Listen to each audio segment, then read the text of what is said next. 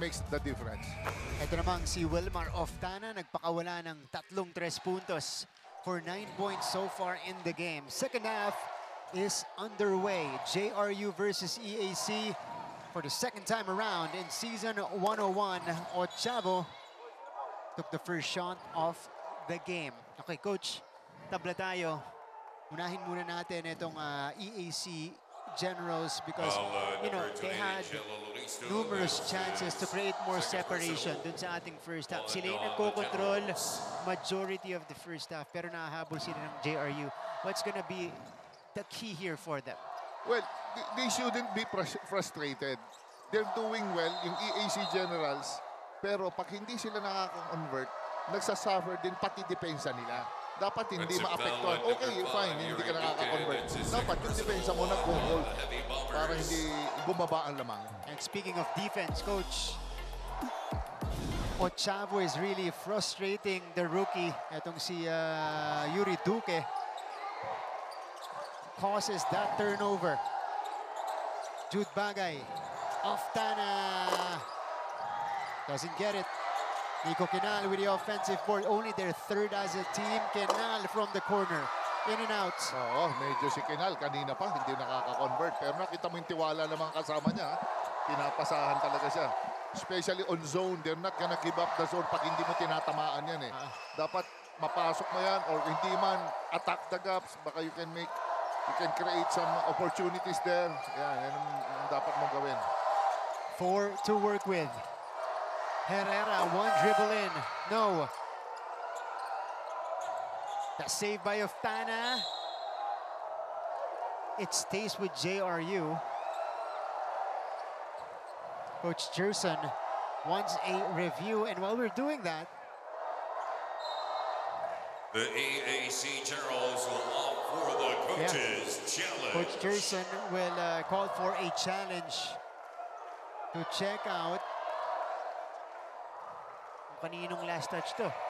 Yes, medyo lalo na pag ganito mga tabla. Yeah. You know, every point, every rebound counts eh. Yung mga possession, especially ganyang parehong teams, hindi makakonvert. Okay, 35 apiece. Let's check out what happened. Tapi ka ng bola. This is gonna be... Ooh, was it on this call? No, this is gonna be saved by Oftana, and then afterwards, eto yung agawan dito. Was it Duque who touched it last? No, yeah. On review. Good call. Sa baba pa lang, stepping na eh. Tumama na yung bola sa line. So, challenge. Hindi gumana para kay Coach Gerson. JRU will retain possession as we throw it back courtside from the huddle. Nagbabalik si Christine San Agustin. Christine? Kasama ng execution ang pasensya. Yan ang paalala ni Coach Nani Epondulan sa JRU Heavy Bombers during halftime break. He emphasized that balanced execution and patience will get them in the second half. With this, Coach Nani was also quick to commend the team for being able to recover during crucial moments. Pero sa next half, paalala niya sa team na magbigay ng extra ingat sa bola to avoid turnovers. And so before the huddle ended, Coach Nani left them with the words, laro natin ito pero kailangan ay tibayan nyo. All for now, back to you guys. Maraming salamat, Christine. Tibay ang inahanap nila dito against, you know, a veteran EHC team. And so far, they've been successful in outplaying them. Pero tabla pa rin tayo. Yes, parang siguro talagang maganda rin talaga ang dinidepensa ng JRU Heavy Bombers. Kaya hindi makashoot itong EAC Generals eh. Nasa harap lagi, hindi sila gumagambol. They just bother the shot at ayun nga, nagresulta ng magandang depensa. Both teams starting off cold in the second half. Counter steal from Yuri Duque. Duque sends it to Lorenaria. Takes the jumper, comes up short. Outlet pass. Pasa ni Lorenaria. Balik sa JRU. Argente. Ipapasok sa loob. Pakaparan. Scores! Ayun talaga. That's the way to do it. Sometimes pag hindi ka ng Hindi ka tumatama. Look at your other teammates, yung mga ilalim lang dyan. Like si Panapanaan, nakita mo. Libre. First basket of the second half para sa magkabilang panig. Wilmar from straight away.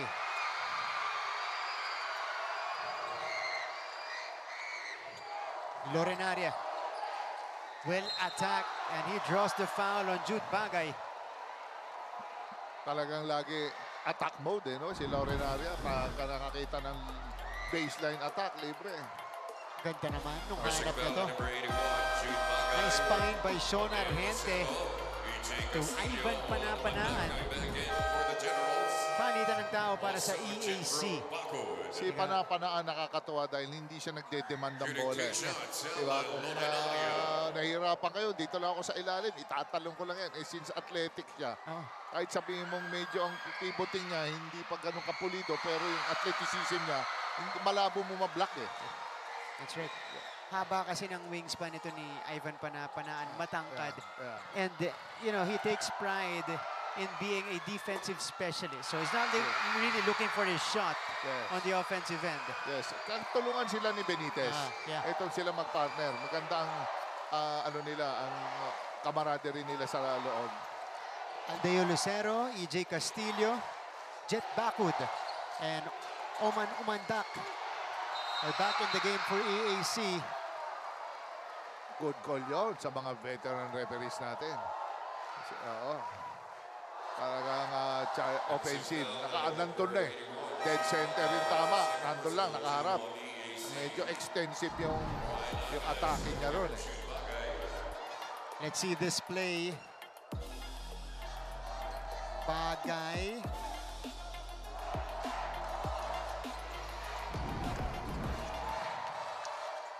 (39-35) in favor of JRU.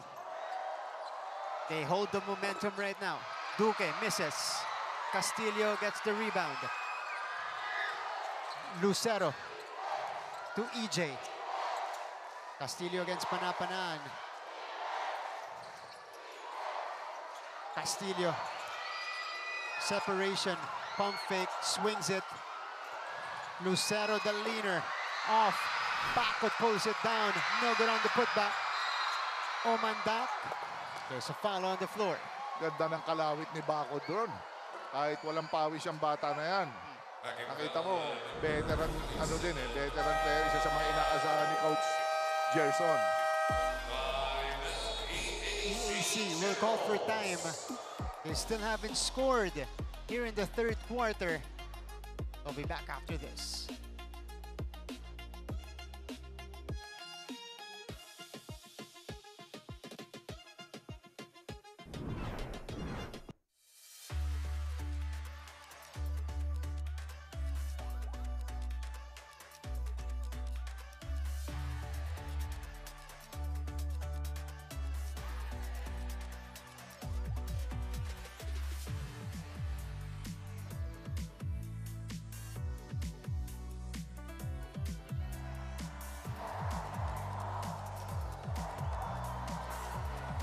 Oh, diba? This is now becoming a habit for Coach Alan Ricardo and the rest of the Letran coaching staff scouting this game.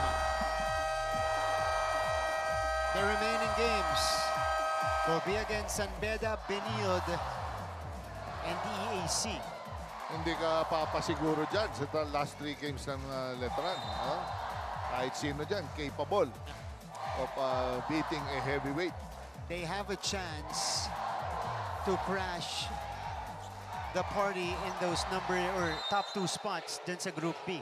Yes, oo. Kaya nakita mo, pati si Coach Allen na ngayon, nag-i-scout. Baka may mga... Now EJ Castillo scores on the fadeaway for his first 2 points. Parang Kobe din eh, no? Kobe. Yun talaga galawan niya ni EJ. Oo. And you know, it's taking time to fully translate dito sa collegiate level. Lorenaria. Wow, crafty move coming from Alan Lorenaria, who has 9 points already. Maganda itong bagong play ni Coach Nani yung dribble handoff sa ibabaw. Pati mga EAC Generals nahihilo Kung isi-switch ba nila, go through, go under. Tapos biglang nakita mo yung Laurenaria, sumusuot, pumapasok. Yeah. Eto, tignan muna natin yung EJ Castillo. Created for himself this time, off the separation. Encouraging basket for him. Ball pressure applied by the Generals. 41-37 is the score. Ooh, Salvador Castillo. Oh. Lorenaria lays it up and in. This guy is fearless, coach. Yun talaga pala style ni Alan no? Talagang humihiga. Oo, kita mo naman yun. Tsaka yung niya, yung atake, madiin talaga. 11 points na para kay Lorenaria. EJ, it's stolen by Sean. Salvador is on the move and he gets it straight to the cup. JRU is running away with it here in the third. Their biggest lead so far. And Lorenaria secures the rebound. Medyo na-outwork yung team ng EAC Generals dito. Pagdating sa hustle. Oh, Lorenaria goes side to side. Pero natawagan ng travel. Oh, medyo yung mga pro hop, bunny hop. Nagulat ang mga referees natin doon. You know, this is now a clinic displayed by Alan Lorenaria on these drives. And Sean Salvador capping off this quick burst for JRU to create the biggest lead on their side. Naghahanap ng kasagutan ng EAC. Castillo for 3. Too strong. EAC has only made 1 field goal in over 6 minutes. And yun pa lang ang puntos nila dito sa ating third quarter. Lorenaria. Garupel. Not that time. Rebound. Shanoda hindi na secure. And JRU will reset the offense. Sean. Back to Sean here. He needs to shoot. They ran out of clock. Took too long to manufacture a shot there, coach. Yes, sayang. Talagang ang ganda ng ikot ng bola. Nandun ang timing. Nandun ang discipline. It's just that they're not aware. Yung time, yung score. Lalo na yung range na nila, hindi pa nila, Pero ito, balik sila sa 2-1, kahit nagkakaroon sila ng turnover dyan, tuloy-tuloy pa rin ang depensa ng koponan ni Coach Nani. EAC has fallen behind here. They've been outscored 10-2 in the third quarter. Doria. Medyo matagal na silang blanco, koponan ng EAC Generals. Only 1 field goal in all of the third quarter. Medyo third group na to, Martin, that's true. ng ni Coach Gerson. Wala siya mabunot na. Todo balasa siya, coach. Oo. Ito si Tolentino. 2-on-2 break. Joshua Tolentino. There's a whistle. And a foul picked up by a heavy bomber. Jake Garupil. Pero Martin, tingin ko naman, baka naman yung long layoff, yung 2 weeks ng JRU, medyo mahaba yun. EAC, coach. Oh, sorry. EAC. EAC, mahaba-haba din Yung win rate nila, 2 weeks. Kasi after nung Ondas break natin, ito yung unang game nila. Oo. Of course, they were supposed to be in action last Sunday. Okay, timeout muna tayo. JRU turning the tables here in the third.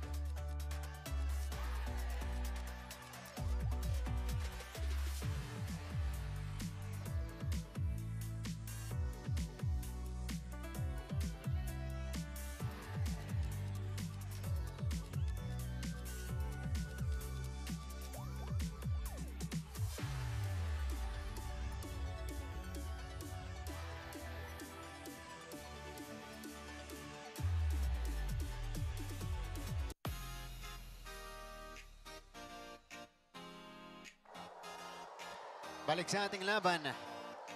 Oh, fan cam muna tayo. Fans of EAC a little bit anxious right now. Their team all of a sudden behind here in the third quarter. You know, medyo nakakaramdam na ng kaba yung mga fans ng EAC. Masaya naman yung sa side ng JRU because their team is showing some improved play to start off the second half. Coach, pinag-uusapan natin. Sige, tingnan muna natin yung mga comment natin sa YouTube. Si Sikats, laban EAC. Yan din ang hinahanap nila dito. Si Julian Agus. Uy, Oh, kumpiyansa. Habol yan fourth quarter. pwede. Pwede. Oo. Kasi minsan yung kahit sabihin mo third group yan, Ah. pero pare-pareho nagte-training yan eh. Tsaka yung kumpiyansa ng coach nila, That's right. steady. Pero Mintes off the timeout. Oh, this one is well read by Tolentino. Tolentino loses the ball. Yan, medyo ano lang yan. Sige lang, just don't give up. Yeah. Turnover starting to pile up. Sean, no. Offensive rebound for Lorenaria. Argente, wala pa rin. It's the hustle eh. Yeah. Pero kahit mag-miss ka, defensively, offensively, you just have to put in the hustle, effort. Yeah. Hindi walang ano yan eh. You don't need luck for that. Hindi ka mo kailangan swertehin to do that. That's right. Effort lang yan. And so far, effort mas pinapakita nitong mga manlalaro ni Coach Nani Pundulan. Especially in getting those second chances, Coach. Yes. Especially if you put in their Laurenaria. Si Alan, meron kang very deceiving to sila Sean, Argente and Salvador. They're so quick in rebounding. Tapos hindi lang rebounding, they're so quick. From the transition, pagkakuha nilang rebound, bang! Ano kagad sila? Explode kagad sila sa transition. And just to give you guys some context here, etong JRU, they're a plus 16 in rebounding. They've out-rebounded the AC so far, 42-26. And they've pulled down 15 offensive rebounds that were converted to 9 points. Yes, that's very alarming, Martin, because nakasona ka na eh. Nakasona ng EAC Generals. Pag nabubutas ka pa ng ganyan, there's so many things to correct. Marami kang adjustments na gagawin na talagang asona ba? Is it for you ba? Or talagang baka you need to look for somewhere else ang pwedeng depensa gagamitin mo? Argente, oof! The pass was going to the corner, pero hindi nakaposisyon doon itong si Herrera. So ball going back to EAC's side, who found some points in the possession earlier. Let's see what they can do here. Oftana, too strong on the float. Sobrang tagal na nung yung drought nila sa scoring. Oo. Maalat yung Ng naging EAC. third quarter. Yeah. Oo, yes. 1 out of 15 for the EAC Generals. Salvador, Doria, Castillo, Tolentino took it to the other side for their second field goal of the third. Yan na. Ito na siguro yung hinahanap natin na run ng EAC Generals. Second field goal in 16 shots. Pero importante yun para sa kanila to pull them to within 4 and stop the bleeding. 2 dribble pull-up will not work. Mahirap din talaga iskoran yung zone eh. Hindi mo rin talaga kamong sometimes yung fatigue factor nagse-set in din because of their zone presence. Yeah. Tolentino, Shanoda, Bumomba. Traveling violation. Travel yung tinawag. Oo, medyo tinribble niya sa dalawang tao yun eh. Hindi mo talaga matitibag yun. So, final 9.8 of the third. This Okay is- pa rin. Oo. Oo, mahaba pa to. This has been a fast game so far. Garupil. Cross court. Lorenaria. Hits back iron. And the third quarter comes to a close. JRU with a slight advantage here in a low-scoring affair. Dahil we only had a total of 16 points in that second frame, but JRU now ahead in the ball game going into the fourth and final chapter.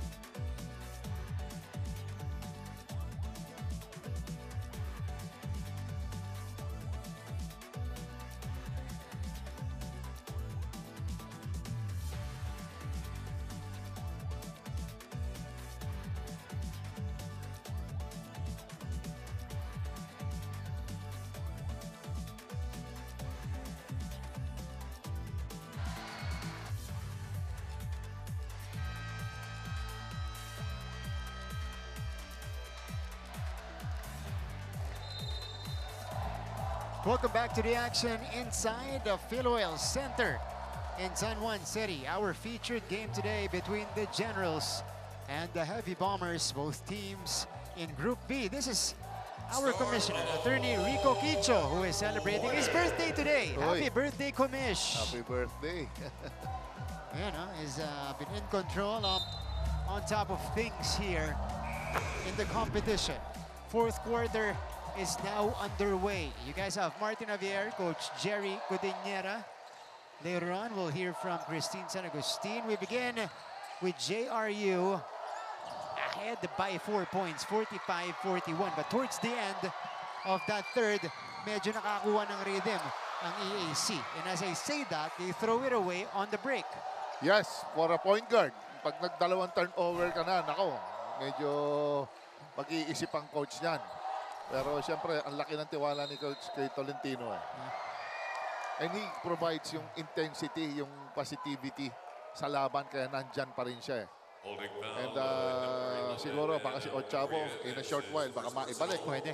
Oo, kasi siyang nagtama eh. Oo. Kylo Chavo has scored 12 points, but all of that came in the first half. Ang nawawala sa scoring para sa EAC is their second leading scorer in the season. Jude Bagay, who averages 11.1 points per game, only has a field goal, 2 points. Yes. They need to have touches. Si Kinal at saka ito si Doria. You know, he shot well. Tumama na nito si Doria. Siguro, touches lang din. Roll mo to shoot eh. Yeah. Baka, siguro sooner or later, baka babaksak din eh. Naisahan ni Kinal itong si Sean Argente. So here comes EAC. They swing it to the corner. Side-to-side action. Straight away look. Tolentino missing badly, and it's now time for us to throw it back to our courtside reporter for a fourth quarter story. Here's Christine in San Agustin. Christine, go ahead. Thank you, Martin. During the huddle, Coach Gerson Cabildes emphasized the weight of this game, saying whatever happens now can set the tone for the rest of their games. He also added that this match can really make or break them, but right now they simply cannot afford to break. Paalala ni Coach, now is not the time for a morale crash. Kailangan nilang sulitin ang natitirang oras to prove that this game is theirs. All for now, back to you guys. Maraming salamat, Christine. The sense of urgency now needs to kick in for EAC. Because for both teams, Coach, this is a game that they need to take care of. Now, Chavo off the bench knocks down the three-pointer. Timing ang pasok ni Coach Gerson kay Ochavo. Talagang nandun pa rin yung init ng kamay niya ng first quarter. 15 puntos. Pangatlong tres ni Ochavo sa ating laban. And the reason why I say that, na ito yung laban na kailangan nilang mapalanunan dahil ang mga susunod na nila, Yun ang top 3 natin sa Group B. Letran, Benilson, Beda. Yes, talagang ito na yung parang pwedeng winnable para sa kanila. Garupil misses from the corner. The save, the dive. It stays with JRU. Station Sean Argente is back in the ball game. Lance Benitez. Papalitan si Lance Benitez. So this is a short lineup deployed by Coach Nani Pundulan. Clock at 14 Si seconds. Panapanaan ang nasa 5 dito. Siyempre, alam mo, maganda rin din kasi sa small lineup. Yeah. You know, mabilis sila sa close outs. Tsaka mas, they have that natural perimeter quickness. Yeah. Swabe sila gumana kumpara sa mga malalaki. They're matching this lineup of EAC. That's a miss. And now the Generals can retake the lead. 45-44 is the tally. Both teams struggling in the second half. Silipin natin yung percentages dito. 20% shooting for JRU, 16.7% for EAC in the second half. Shanoda. Tignan mo naman yung Shanoda. Nakaabang na lang. Bumagsak pa yung bola sa kamay niya. Oo, nakita mo minsan, you know. Maamo, may ganun, maamong bola sa'yo. Yeah. Oo. Ito, nabiyayaan, pumihit. And 2 defenders sumabay kay Shanoda. That's a foul. Sumundot itong si Salvador. Pipituan talaga yun. Alam mo na. It's his first personal to Only the first foul on Sean. Second team foul on JRU.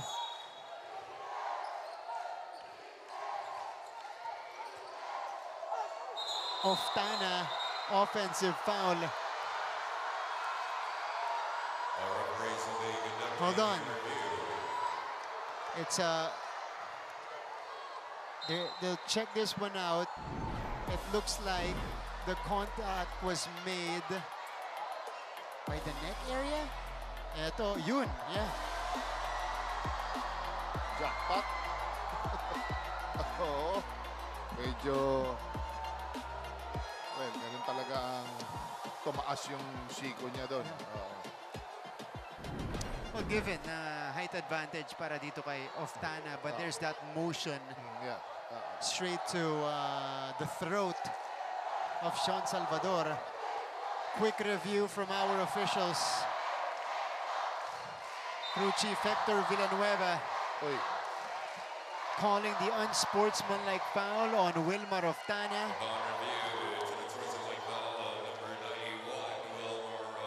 This is gonna hurt more for EAC because this could ultimately kill their momentum.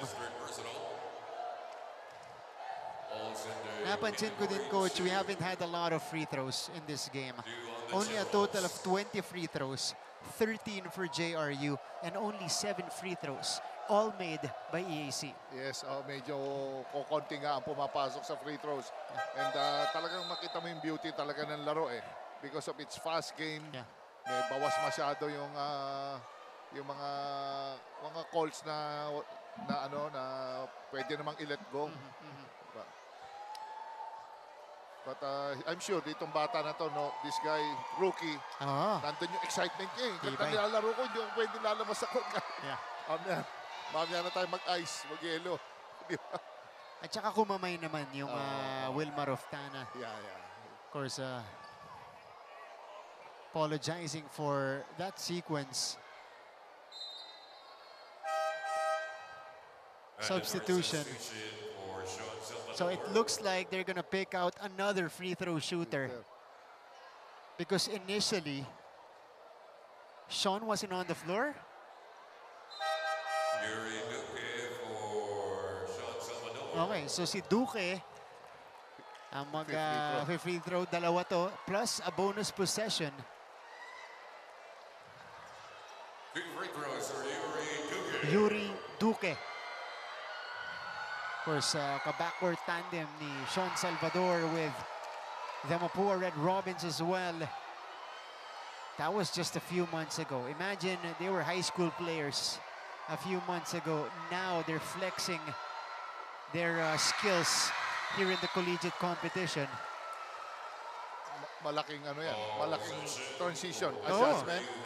Ang high school going to college talagang yung iba maaga mag-mature, maaga maka-adapt, yung iba ang ganda ng medyo natatagalan. Oo. Pero itong mga bata ng JRU parang hasang-hasa, ready. At sanay dito sa action sa NCAA. Another offensive rebound for the Heavy Bombers. Sean Argente drops in a long bomb. Galing-galing si Berto, si Sean Argente talaga. Siguro, he shoots well eh, pag hindi siya nagpo-point guard. Yung talaga ng ano yan. Off the ball, ano? Oo. Ochavo! Another one for Kyle Ochavo. Tit for tat. Oo. Sinabi rin ni Ochavo, Coach, hindi lang si Sean ng 3-point shooter. Ako din ha.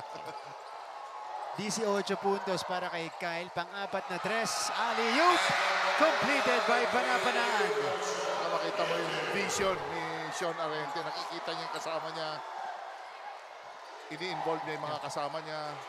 So dapat ganun as a scorer. So both teams getting into a rhythm here. Jacob Shanoda. Wow, quality production off the bench. Shanoda puts it up and in, plus the foul. He has 6 points. That's Coach Nani Epondulan. Eyeballs one of his players, Argente, nailing it from the outside. Ochavo stays hot with his first triple. And then, Sean Argente quickly lobbing it to Ivan Panapanaan. Yes, ganda ng vision doon. At saka nilabas na rin ni Coach Nani, si Alan Laurenaria. Nakita ko medyo pagod na eh. Pagtalo ni Shanoda ron, medyo hindi na siya gumalaw. Shanoda connects on the free throw and completes the three-point play. It's back to a one-point game. Ayan, no? EAC perfect from the line, but they've only taken 8 free throws compared to JRU's 18. 4 minutes going by here in the fourth quarter. 8-24. Garupil surveys the floor. They send it to the corner. Salvador is covered. And Argente needed to heave it because they were running out of time. Yes, oo, he was saying nandun kay Garupil na yung bola. Dapat inatake na rin niya. 51-50. Coach, chance ulit para sa EAC. Kunin yung lamang. Yes, oo, nandito pa rin.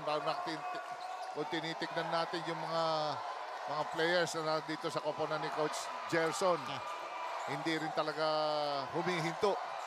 Hanap ng opportunity to score.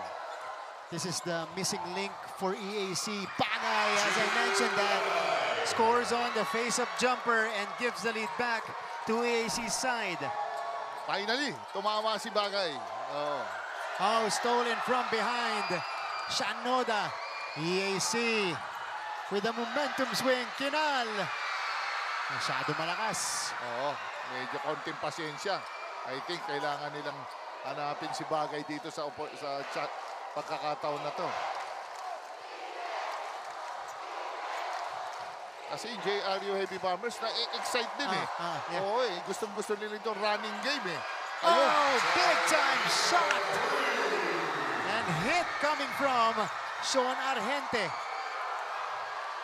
Pirmis na pirmis ang kamay ng bata na ito, Sean. He doesn't mind the struggles. He'll keep shooting. And it's falling right now for Sean. Bagay squeezes one in. Naka-roll si Bagay. Basta nakahawak ng bola, nakapuntos. Sigurado sunod-sunod ang pasok ng tira. 54 all. This is our 6th deadlock of the game. Duque, aatake. Nakawala si Yuri Duque. Yes, nagkakaproblema ng ang EAC General sa ball screen nila sa side. Medyo hindi sila nag-uusap. Whether itatrap ba or i-blitz or show lang nila shadow. Too strong for Oftana. Rebound caught by Salvador. Chance to extend for JRU. Sean to Sean. Oh, nicely done by Kinal. Saving that ball. Ganda ng pagka-double ng sa corner. Dinouble ng EAC Generals. They were able to get the turnover. Face-up jumper. Too strong for Jude Bagay. And the ball goes back to the Heavy Bombers. Lance Benitez will be subbed out. Sarmiento in.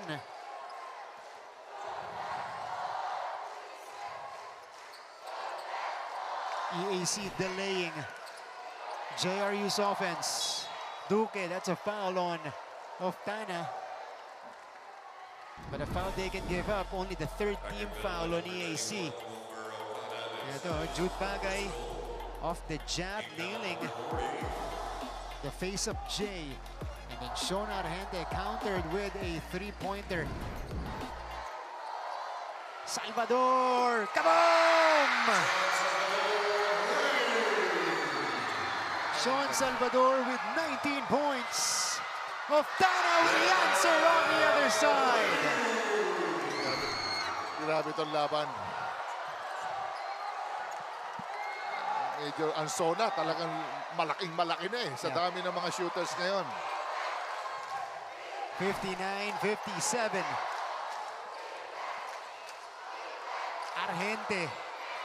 Argente, heavily bothered, rebounded by EAC. Forward pass. Jude Bagay scores! And the foul! Sinurbol ni Jude Bagay talagang nilapit sa ring, hinapit. Nabuhayan si Jude Bagay dito sa ating fourth quarter. Salvador makes the contested three. Quickly replied to by Wilmar Oftana, and then Jude Bagay put it up and in. Hindi na tinang, inaabol pa siya ni Panapanaan doon. Yeah. Bagay with 6 points in the fourth quarter for a total of 8 so far, Coach. Yes. Matibay. Yeah. Hindi siya nagtatago sa bola. Talagang he's a guy na you can really, pwede mo siyang puntahan sa crucial moments. And he gives them back the lead. 60-59. Now in favor of the EAC Generals. The resilience of EAC paying off. How will JRU respond? Ball in the hands of their team captain, Sean Argente. Argente, no. A little wild on the attempt. He was looking for a foul. We are getting deep into it. Kinal, kaboom! Big time three by Nico Kinal. The lead is 4 for EAC, 63-59. Quick timeout triggered by JRU.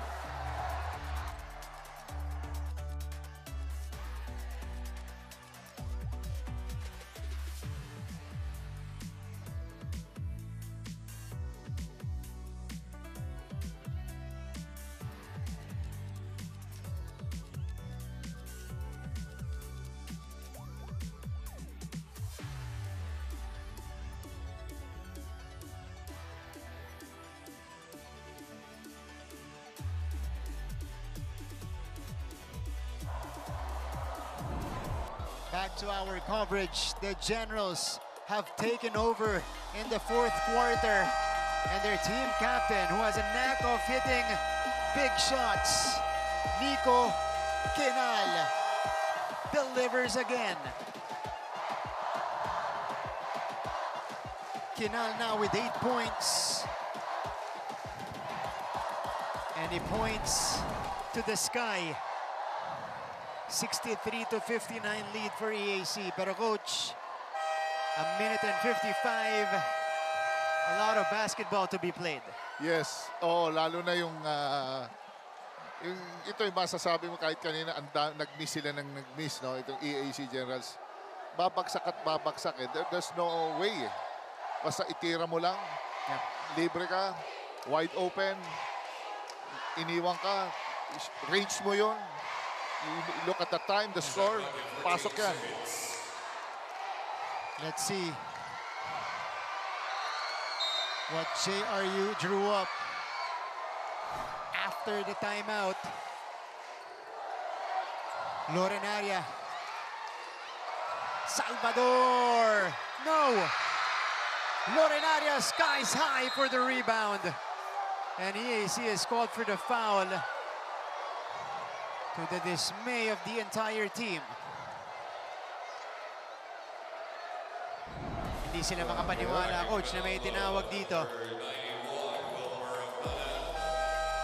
Here's the pull down. Sandwiched between two EAC players. Natumba eh. Nagkaroon ng action doon. So, merong bump doon. Yes. Pwedeng si Shanoda doon. Yung unintentional bump. Yeah. Pwedeng ganun. Pero makita mo yung athleticism ni Laurenaria doon. Hindi ba akalain makukuha niya? Sir Paul Supan of Jose Rizal University watching intently here in crunch time. Ito na to, yung Martin, yung best 10 players ng parehong koponan eh. Talagang, ito na yun. Ito na yung pinakamatiin na lineup ng bawat koponan. Kaya, Deployed na, no? oo. Pero ang ina-argue ng EAC doon, kumbaga nawala ng balance si Lorenaria, tumumba lang. Oo. But they'll call a foul. It stays with JRU, so they have another chance here.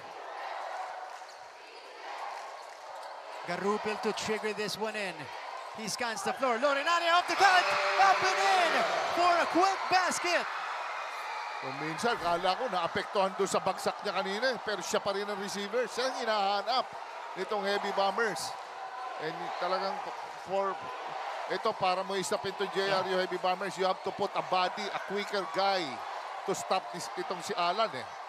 Turnaround jumper. Bagay puts it up and in. What an answer from Jude Bagay. Patigasan na lang talaga eh. Oo, I mean, go-to guy din yung Bagay eh. Lorenaria has it. Lorenaria sends it out. Garupil. Yes! Clutch 3 by Jay Garupil. And that will trigger an EAC timeout. It's a 1-point game with 1 minute and 8 left.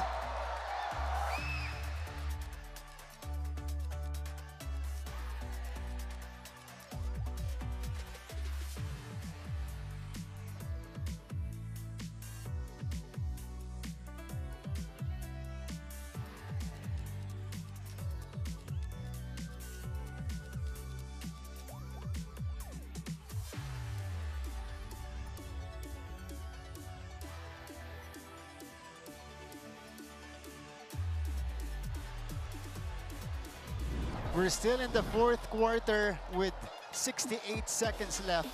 How about this play of that baseline inbound? Lorenaria with a nice cut to put it up and in. And then Jude Bagay, who has turned up here in the fourth quarter for his 11th point with the answer. And Jay Garupil completes the exchange with a three-pointer from the top of the key, to the delight of the JRU fans here inside Philoil. Nakakatuwa itong Sunday, itong treat ng showdown itong dalawa, Laurenaria at saka Bagay eh, no? Yung mga one-on-one skills nila, ang gandang panoorin. Yung isa, sobrang athletic, yung isa, hindi naman katangkaran, pero ang ganda ng post move, di ba? Coach, sa simula ng fourth quarter, I mentioned the average of Bagay, 11 points per game. I said he only had 2 points in the first 3 quarters. Now he has scored 9 in the 4th frame and he is on his average with 11 points in total dito sa ating laban. Oo, on fire. Talagang hindi mahirap bantayan eh. Parehong scorer, parehong nagbabantayan.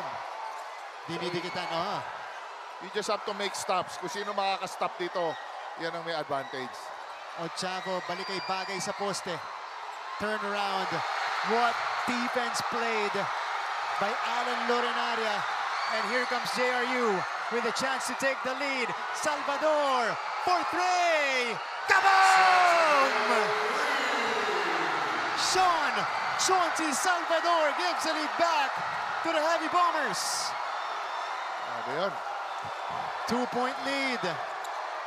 Kinal, ilalapit. Bagay off the catch.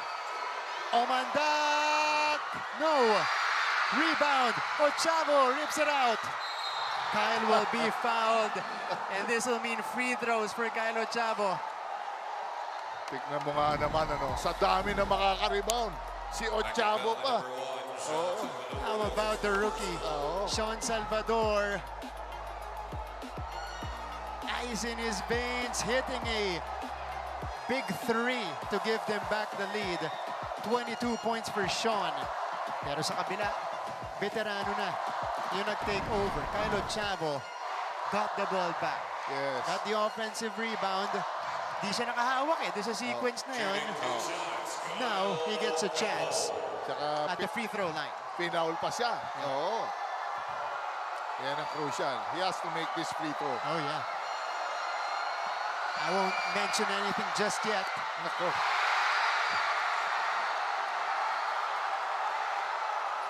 Crucial miss. Grabe yung sigaw ng mga fans dito sa backboard. Unang mintis ni Kyle Ochavo today. Before that, he was 4 out of 4, coach. Nerves is starting to become a factor. And he makes the second. 1-point game with 17 seconds left. JRU calls for time.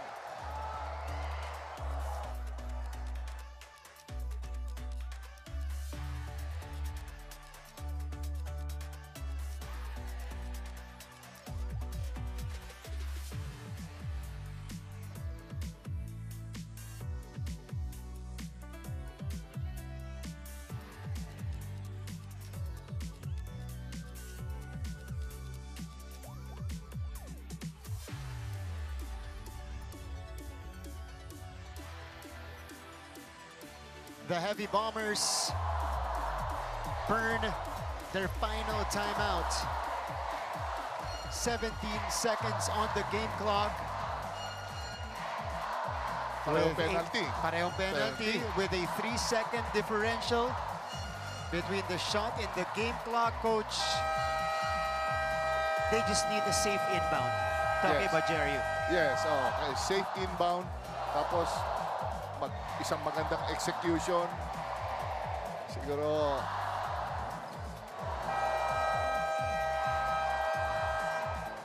so Sean Salvador ties his career high with 22 points today.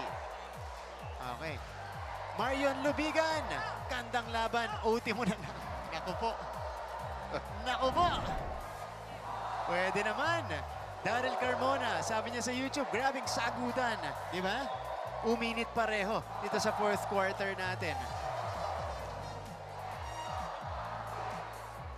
So EAC with 1 timeout remaining. JRU has none left. Sean Salvador tying his career high with 22 points today.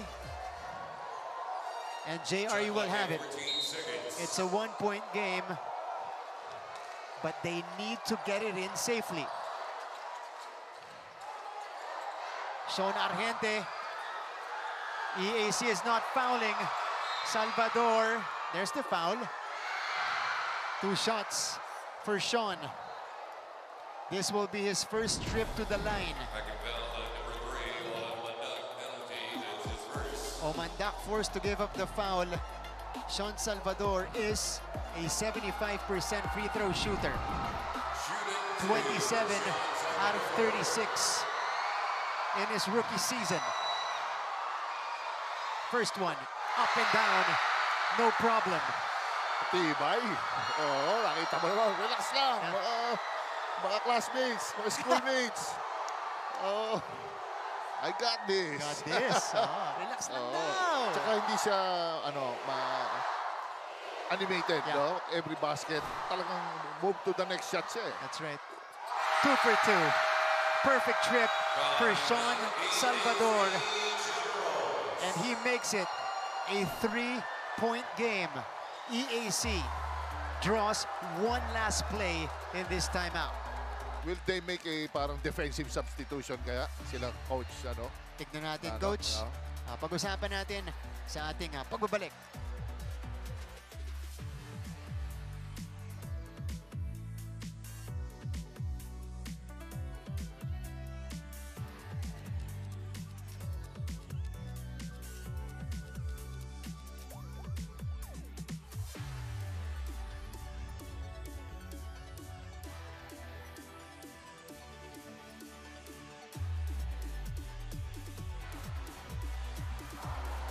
We're back to the coverage for the final 11.8 seconds of this game. It's a 3-point contest between JRU and EAC. EAC ang bola.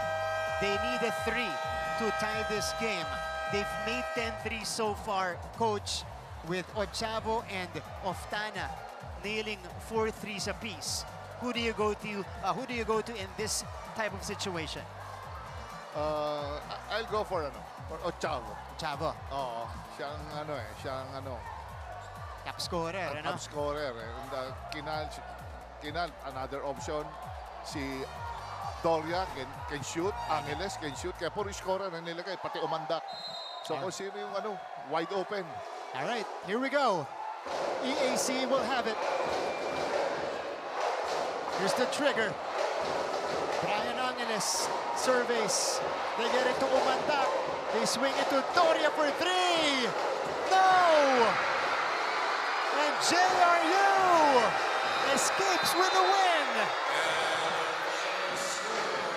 The Heavy Bombers hang on to win it 69-66. Grabe yung depensa doon. Talagang nandun naman yung tira. Wala lang super libre. Oo. Coach Nani Epondulan getting back at EAC. And Sean Salvador officially now with his career high in the NCAA. 24 points, 7 rebounds, 2 assists, and 1 steal.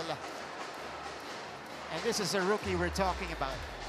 Galing. Very promising na bata. He delivers. Nakita mong ang ganda yung game niya. Pag maganda mag-progress, hindi niya pinihi. It doesn't go to the game. He lets the game, come to him. Ang ganda nakakatawa.